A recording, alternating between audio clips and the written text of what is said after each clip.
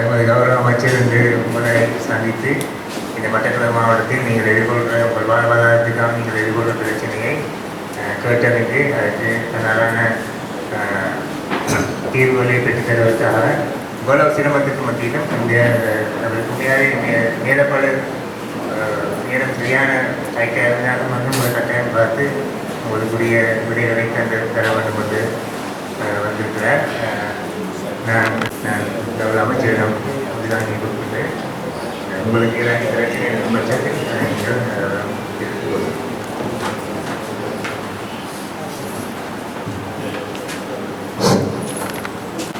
அஸ்ஸலாமு அலைக்கும். ஐபோவான் எங்களுடைய மட்டக்களப்பு மாவட்ட கடல் தொழில் திணைக்கள பணிப்பாளர் சுருக்கமாக இந்த கூட்டத்தினுடைய நோக்கம் தொடர்பாக தெளிவுபடுத்தி இருக்கிறார். ஏற்கனவே இந்த கூட்டம் 2 மணிக்காண்டு சொல்லி இருந்தது. கச்சேரி கூட்டம் முடிய லேட்டாக போயிட்டது. அதனால் முதல்ல காலதாமதத்துக்கு மன்னிச்சு கொள்ளுங்க. இதில் காலையில் எங்களுடைய சமாச தலைவர் நீங்கள் சமாச அந்த வெளிச்ச வீடு அதில் வெளிச்சம் பாய்ச்ச வேணுமென்றதும் அதுக்கு வெள்ளை நிறத்தை பெயிண்ட் அடிக்க வேணுமென்ற கேட்டிருந்தவர். அது பல இழுபறிகள் இருந்து இன்றைக்கு கௌரவ ஆளுநரோட நடந்த கூட்டத்தில் அதுக்கு ஒரு இணக்கப்பாடு கண்டிருக்கிறோம். மறுபடினால் ஒரு கிழமை 10 நாளுக்குள்ள அந்த வெயில நடக்கும்னு நினைக்கிறேன். 2வது முகத்துவாரம் தோண்ட வேணும் என்று சொல்லி அந்த கோரிக்கை மீண்ட காலம் இருந்தது. உண்மையாக அது ஒரு அந்த எதிர சொன்னால் எது கோபம் இறங்க சொன்னால் முடவனு கோபம்ன்றது போல் விவசாயிகள் அதை வெட்டக்கூடாது தோண்டக்கூடாதுன்றதும் கடத்தொழிலாளர்கள் இல்லை தோண்ட வேணுமென்ற ஒரு வாத பிரதிவாதங்கள் போய்கொண்டு வந்து இருக்குது. இருந்தாலும் உடனடியாக கடத்தொழிலாளர்களுடைய நலன்களை முன்னிட்டு அதை தோன்றதுக்கான ஒரு இணக்கப்பாடு அதில் எட்டி இருக்குது. இனி அதை தடுக்க மாட்டேன்னு நினைக்கிறேன். அப்புறம் அதை விட நீங்கள் போன முறை வரையில் கேட்டிருந்த நீங்கள் அந்த ஒரு சந்தை உண்டு. என்ன சந்தை? ஒரு பக்கம் முறங்கி இருக்கு பாலமீன் மாடி அந்த சந்தை. அதுக்கும் ஒரு அந்த திருத்தலத்துக்கு கொஞ்சம் காசு கேட்டிருந்த நீங்கள் அதுக்கும் ஒரு ஏற்பாடு ஆகியிருக்குது. இந்த 3 தான் உடனடியாக நான் சொல்லக்கூடியது. அதை விட இந்த இப்போ வாகியில் கன பேர் மீன் வளர்க்குற தொழிலில் ஈடுபடைகளில் ஏனைய சிறு தொழிலாளர்களுக்கு தங்களுடைய தொழிலை செய்கிறதில் பிரச்சனை இருக்குன்னு சொல்லப்படுகிறது. அதுபடியால் 1 மாத அவகாசம் கேட்டிருக்கிறேன். எங்களுடைய நாரா மற்ற நட்டா மற்றது கடற்தொழில் திணைக்களம் சேர்ந்து ஒரு ஆய்வுண்ட மேற்கொண்ட பிறகு நாங்கள் கூட ஒரு முடிவுக்கு வரலாம். அது வரையில் ஒரு சின்ன ஒரு அட்ஜஸ்ட்மெண்ட் ஒரு சின்ன ஒரு அளவோட விட்டு கொடுப்போகிற அளவுக்கு பரவாயில்லை. அந்த சொற்பதம் விட்டு கொடுப்போட 2 தரப்பும் தொல்லை செய்யட்டும் என்று சொல்லி மற்ற அதை விட சுருக்கு வேலை பிரச்சனை இருக்குது. மற்ற வெளிச்சம் பாய்ச்சி பிடிக்கிற பிரச்சனை டைனமைட். அப்போ இதுகளை கட்டுப்படுத்த வேணும். அந்த வகையில் தான் நான் நேவியை இங்கே வர சொல்லியிருக்கிறேன். அந்த நேரத்தில் போலீஸையும் வர சொல்லியிருக்கிறேன்.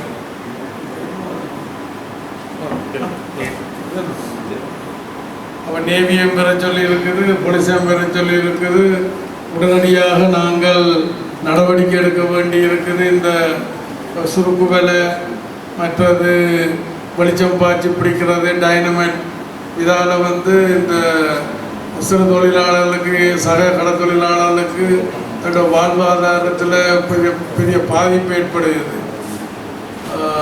இதில் தான் நான் என்னால் இப்போ சுருக்கமாக உங்களுக்கு சொல்லக்கூடிய மாதிரி இருக்குது. இதில் என்னென்னு ஐயா, எங்களோட வாழைச்சேனை மீன்பிடி துறைமுகத்தில் ஐயா நிறைய குறைபாடுகள் என்ன காணப்பட்டிருக்கு. என்னென்னு சொன்னால் எங்களுக்கு இடப்பற்றாக்குறை, இந்த போட்டுகளை நிறுத்தி வைக்கக்கூடிய இடைப்பற்றாக்குறைன்னு செல்வது மிச்சம் இன்றியமையாத உண்டாயிருக்கு ஐயா. எங்களுக்கு என்னென்னு சொன்னால் இந்த கடலுக்கு செல்கிற பாதையில் அநேகமான போட்டுகள் அந்த புல்லாய் முனையில் ஏறுறதால நாங்கள் காலங்காலமாக அந்த இடத்துல ஒரு லைட் ஒன்று கேட்டு வரோம் ஐயா. நாங்கள் அப்போ அந்த பிரச்சனை எந்த இடத்துல லைட் புல்லாவி முனையில் ஐயா, கடலுக்குள்ள புல்லாவி முனை சரி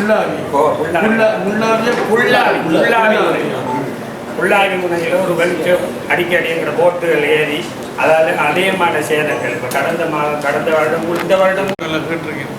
என்ன பிரச்சனை அதான் இருந்தாங்க. இன்னொரு இது வந்து லேம்ப் வந்து லைட் வந்து உங்களுக்கு ஓகே இருக்குது சார். இந்த முன்னுக்கு மூத்துவார கொங்கலில் உள்ளாவிலேயும் இப்போ ப்ரொப்போஸ் பண்ணியிருக்காங்க சார். அந்த மிஸ்டர் பிரபாத்தன் கரெக்டாக இருந்தது சார்.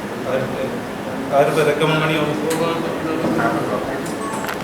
அந்த பதிகொண்டு அங்கிருந்து இங்கே இருக்குன்ற சொல்லி அது என்ன பதிகிறது ஹாபரில் இல்லாமல் இங்கே திணைக்களத்தில் இருக்கின்றது அதே முடிஞ்சு சார். எங்களுக்கு திணைக்களமான சரியாக செஞ்சுதாரு. அது மாற்றம் போயிட்டு எங்களுக்கு மற்றது இந்த எங்களோட ஐஸ் பிளான்ட் எல்லாம் பிரச்சனை இல்லை. என்ன சார் ஐஸ் எல்லாம் பிரச்சனை ஐஸில் விலை இல்லை, மீன் இல்லை இப்போதைய காலகட்டத்தில். அதனால் உற்பத்தி இல்லை. இப்போ என்னென்னால் உங்களுக்கு தெரியும், எங்களோட அரசாங்கம் இன்றைக்கு இருக்கிற அரசாங்கம் ஜனாதிபதி ரணில் விக்ரமசிங்கவுடைய தலைமையில் இருக்குது. அவர் பொறுப்பெடுக்கையில் நாடு எந்த நிலைமையில் இருந்தன்னு உங்களுக்கு தெரியும். விலையேற்றம் மாத்திரமில்லை, பொருள் தட்டுப்பாடு, டீசலோ எரிபொருள் எல்லாம் தட்டுப்பாடு. அப்போ ஜனாதிபதி ரணில் விக்ரமசிங்கா நாட்டை பொறுப்பெடுக்கையில் ஒரு நாடு ரொம்ப பொருளாதார ரீதியாக வீழ்ச்சியில் இருந்தது. நான் அடிக்கடி சொல்கிற ஒரு உதாரணம் வந்து இந்த அதாவது ஒரு கைவிடப்பட்ட அல்லது ஒரு இயங்காத ஒரு வாகனத்தை பொருட்படுத்த மாதிரி தான் நாட்டை பொருட்படுத்துது. அப்போ அந்த சந்தர்ப்பத்தை வேறு ஆக்களுக்கெல்லாம் கொடுத்தது எதிர்கட்சி தலைவர் சர்ஜித் பிரேமதாசா கொடுத்தது முடியாண்டுட்ட. ஜேவிபி தலைவர் அனுர குமார திசநாயக்கா கொடுத்தது அவரும் வேண்டாமட்டு முடியாண்டு விட்டுட்டார். ஆமிக்காரன் சல்ஸ்பன்ஸாக கொடுத்து இல்லை இவரான் முன் வந்து எடுத்தது. அப்போ எடுத்ததால் ஒரு 2 வருஷத்துக்குள்ள அவர் அந்த வாகனத்துக்கு டயரை போட்டு என்ஜினை திருத்தி பெட்ரோலை ஊற்றி ஓட விட்டுருக்கிறார். இன்னும் ஒரு 2 வருஷத்தில் அதுக்கு டிங்கர் வேலை செய்து பெயிண்ட் அடிக்க வேண்டி இருக்குது, வயரிங் செய்ய வேண்டி இருக்குது, ஃபைன் டியூன் பண்ண வேண்டி இருக்குது. அப்போ இன்னொரு 2 வருஷத்தில் எங்களுக்கு நல்ல ஒரு தரமான வாகனம் கிடைக்கும். வாகனப்படியினால் அந்த அது ஒரு கவர்மெண்ட்டை கேட்டுக்கொண்டு சரி நீங்கள் சொல்லுங்கள். என்னென்னு சொன்னால் சார், கடந்த காலங்களில் 460 ரூபா மின் கட்டணம் துண்டிக்கப்பட்டிருந்த காரணத்தை காட்டி தான் இவங்க எங்களுக்கு விலை உயர்வை செஞ்சது. இப்போதைக்கு 20% மின் கட்டண குறைப்பு, மற்றது தொடர் ரீதியான மின் கட்டண குறைப்பு. டீசலும் இப்போ 330 ரூபா கிட்டத்தட்ட அனைத்தையும் குறைச்சிருக்கிற டைமில் மின் துண்டிப்பும் இல்லை. இதற்கான நிவாரணத்தை அவங்க வெறும் 30 ரூபா குறைக்காங்களே சார். 240 ரூபா வித்த ஐஸை இன்றைக்கு 600 ரூபா வரைக்கும் கொண்டு வந்துட்டு இந்த 20% மின் கட்டண குறைப்புக்கு ஒரு 30 ரூபா குறைக்காங்கட்டா பாருங்க. அவங்க இதில் எனக்கு இந்த ஐஸை பற்றி மெட்டாலியோடைய கூப்பிட்டு கழிச்சு தான் அந்த முடிவுக்கு வர வேணும். அந்த எரிபொருள் வந்து குறைக்கிற சாத்தியம் இல்லை. ஏனென்றால் அந்த IMF இருக்குத்தான், இது இந்த சர்வதேச நாணய நிதியம், அவங்களோட இணக்கம் இல்லாமல் நாங்கள் எதையும் செய்ய முடியாது. அவங்கள அதுக்கு இணக்க போகிறதும் இல்லை. ஆனால் ஐஸ் விலையை குறைக்கிறத பற்றி அதை காய்ச்சிட்டு சொல்லலாம். சரி சார். மற்றது என்னென்னா இன்னொரு பிரச்சனை, கடந்த காலங்களில் $400 ரூபா போட்ட டைமில் மூலம் பிரசுரிக்கப்பட்ட சட்டத்தின் மீன்பிடி வரையறுக்கப்பட்ட சட்டத்தின் அனைவருக்கும் தெற்கில் ஒரு சட்டம் அல்லது வடக்கில் ஒரு சட்டம் கிழக்கில் ஒரு சட்டம் என்று இல்லை. கடற்றொழிலில் வந்து எல்லாருக்கும் ஒரே வரைமுறையான சட்டம் தான் இதுவரையும் நாட்டில் அமல்படுத்தி கொண்டிருக்கின்றது. ஆனாலும் யுத்தத்தின் முடிவடைந்த காலப்பகுதியில் இன்றைக்கு எங்களுடைய கடல் வளம் வந்து சீரடைந்து கொண்டிருக்கின்றது. இதற்கு காரணம் வந்து கௌரவ அமைச்சர் அவர்கள். இதற்கு காரணமே மிக முழுமையான லைட் போஸ்ட். இந்த லைட் கோஸ் என்ற ஒரு மையத்தால இன்றைக்கு எல்லாரும் வந்து ஒரு பாதிக்கக்கூடிய நிலையில் இருக்கின்றார்கள். எங்களுடைய அமைப்பிலே மீனவர்கள் வந்து கூறினார்கள், ஒன்று வார அமைச்சரிடத்திலே கேளுங்கள், சட்டவிரோதமான தொழிலை அமைச்சர்களாக நிறுத்த சொல்லுங்கள், அப்படி இல்லை அப்படின்னு அவர்கள் செய்கிற பட்சத்திலே எங்களுக்கும் செய்வதற்குரிய வாய்ப்பை கேளுங்கள் என்று எனக்கு கோரிக்கை விடுக்கிறார்கள். நான் அதை கேட்க அப்படி அவருடைய பிரதிநிதியாக நான் இவ்விடம் வந்ததற்கு வேற இல்லாமல் போகும். நீங்கள்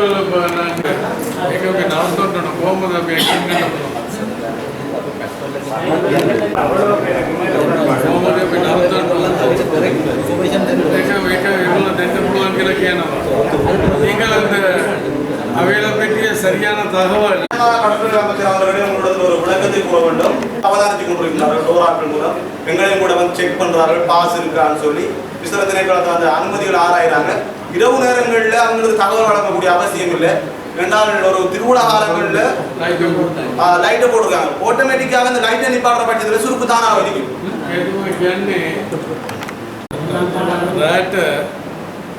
කොළඹ වාගේ තමයි ලයිට් ඔක්කොම ඒක අල්ලන්න පුළුවන් කියලා එකට කියන්නේ. ලයිට් දාලා අල්ලන්න ඒ විලාට අල්ලන්න පුළුවන් කරන්නේ. දැන් ෆිෂර් ඩිපාර්ට්මන්ට් එකත් එක්ක තමයි වැඩි කරන්නේ. ඒගොල්ලන්ට ඇසිස්ට් කරන එක තමයි කරන්නේ. ඒ සිකියුරිටි ඒක හරි. අපිට එතන ඇසිස්ට් කරන්න පුළුවන්. ඒකට හරියට ඉන්ෆර්මේෂන් දැනලා අපිට එහෙම කම්බයින්ඩ් ඔපරේෂන් කිව්වා. ரெண்டு அவர் சொல்கிறாங்க இந்த மீன் களவெடுக்கிறது நடக்கிறது தானே, அதையும் பார்த்து இதையும் நாங்கள் பார்க்குறோம்ட்டு கடல் தொழில் மக்களை தங்களுக்கு ஒத்துழைக்க சொல்லி இவருக்கு நீங்கள் சொல்லுங்க. அது நேரத்தில் எனக்கு ஒரு SMS போடும். மற்றொரு பிரச்சனை கௌரவ இந்த அட்டை பிடிக்கிறது வந்து அது வந்து பிடிக்கப்படலாம்.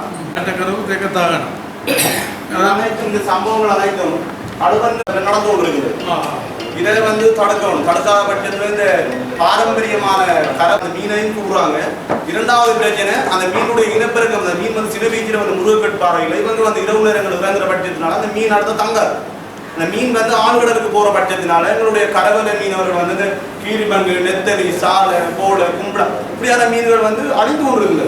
ಈಗ ಪೊಲೀಸೇ ಮಾಡೋದಕ್ಕೆ ವಿರೋಧಿ ಕರಣ ಕೊಟ್ಟ ಪೊಲೀಸ್ ಹೋಗೋದು ಉದೋಗರನ್ನು ಬಿಡುವ ಈಗ ಅಲ್ಲಂಟನಂತೆ ನಾವು ತಂದು சரி ඒක අපිට දැනුම් දුන්නා නම් අපි தங்களுக்கும் அந்த தாவலை தந்தால் இரவுல பிடிக்கணும். என்ன கடத்தொழில் சமூகம் திரண்டாத்தான் இப்படியான வேலை இல்லாத நிப்பாட்டலாம். நீங்கள் வந்து போலீஸுக்கு ஒரு அறிவித்தால் அது தாங்களும் மேய்க்க சொல்லி தாங்களை கடைசி நிப்பாட்டணும்னு சொல்லி கட்டாயம். இன்னொரு காரணத்தினால எங்களுடைய மீனவர் எங்களுடைய அண்மை கிராம தளவாயை சேர்ந்த ஒரு மீனவர் அந்த படிக்கு குடிச்சு அவர் வந்து வெயிலுக்கு கிடந்தே இறந்து போயிட்டார். ஒரு பரிதாபம் அடியில் அவங்க அந்த இடத்துக்கு அந்த படியை விற்று கொண்டிருக்காங்க. அதையும் தடுக்கிறது ஒரு நடவடிக்கைகளை வந்து இந்த பாதுகாப்பு தரப்பினர் கையாள வேண்டும். அடுத்த மிக முக்கியமான ஒரு பிரச்சனை கௌரவ அமைச்சர் அவர்களே, நாங்கள் கடுவன்கணி மீனவர்களாக இருந்தாலும் எங்களுடைய பாட்டம் கூட்டம் காலத்திலிருந்து புன்னகுடாம் ஒரு இடம் ஒன்று இருக்கு. அது வந்து சிங்களாக பிகாரையும் இருக்காங்க. புண்ணியராமாயண பிகாரை இருக்கு. அந்த பிகாரையினுடைய பிகாராதிபதியாக வன்னியரட்னா சாது அவர்கள் அவர் வந்து ஒரு மனிதநேயமிக்கு ஒரு மனிதனாக செயல்படுத்துகிறார். ஆனால் இங்கு இப்போ அங்கே வந்து இருக்கின்ற சிங்கள சகோதரர்களால அவர்கள் வந்து என்ன செய்கிறார்கள் சொன்னால் மொத்தத்தில் கௌரவ அமைச்சர் அவர்களுக்கு 5 போட் இருக்கின்றது. அதில் ஒரு போட் தான் கடலுக்கு போகுது.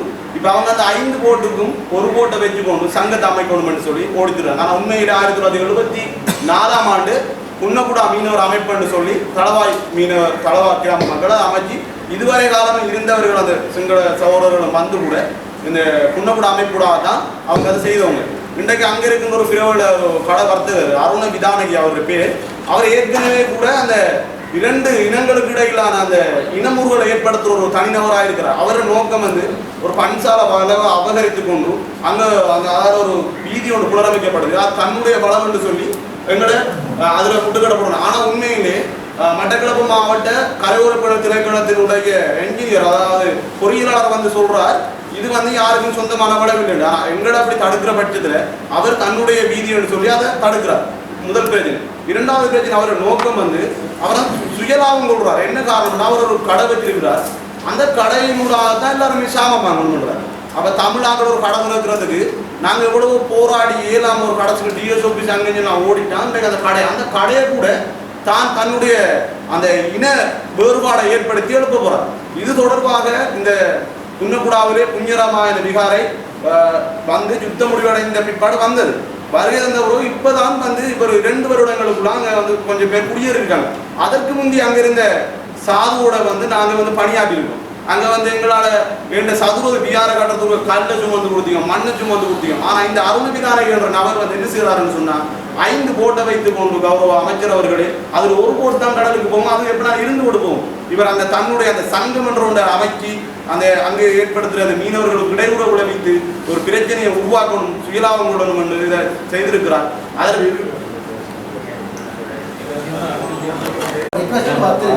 என்னண்டு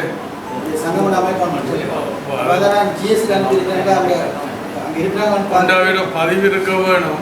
2வது கூறிய அளவுக்கு அன்னிக்கான இருக்க வேணும்.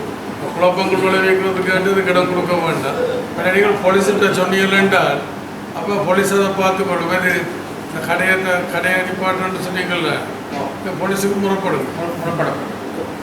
கொஞ்ச காலம் கௌரவ அமைச்சர் கூட டெலிஃபோன் நம்பர் என்னது? கட்டவிரக தொழிற்செய்கிறார்கள். பாவிக்கிற இயந்திரம் வந்து 40 கோஸ் பவர் வரைக்கும். ஆனால் எங்கிட்ட நேவிட்ட இருக்கிறது 25 கோஸ் பவர் வரைக்கும். அப்போ அதால் அவங்களை சேர்த்து இப்படி கேட்டாரு. அப்போ நாங்கள் எங்கட மீனவர்களுக்கு 40 கோஸ் பவர் வைக்கிற நேவிக்கு நாங்கள் தாரோம்னு சொன்னால் அவங்க சொல்கிறாங்க எங்கடதில் அவங்க வந்து போகிறதுக்குரிய அனுமதி அவங்களுக்கு இல்லையா. அப்போ அவங்களுக்கு அதுக்கு அனுமதியை பெற்றுக் கொடுக்கணும். எங்கட பாவிக்கிறதுக்குரிய அல்லது அவங்களுக்கு அதுக்குரிய இயந்திர படகை பெற்றுக் கொடுக்கறதுக்குரிய இது பண்ணணும்.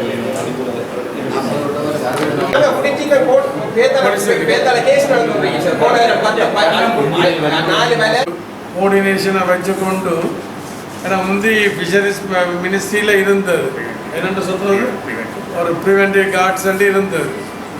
அதைத்தான் நான் மனதில் வச்சுக்கொண்டு சொல்கிறேன். அப்போ நீங்கள் சமாச தலைவர் என்றால் ஒவ்வொரு இடத்துலையும் நீங்கள் 2-3 பேரை திரட்டுங்கன்னா அடுத்த முறை வந்து நேராக கதைச்சு நேவியோடையும் போலீஸோடையும் கதைச்சு ஒரு நக்கப்பாட்டுக்கு போயிடுவோம். அப்படி இருந்தால் சார் அது குடிக்க போகிறாங்க.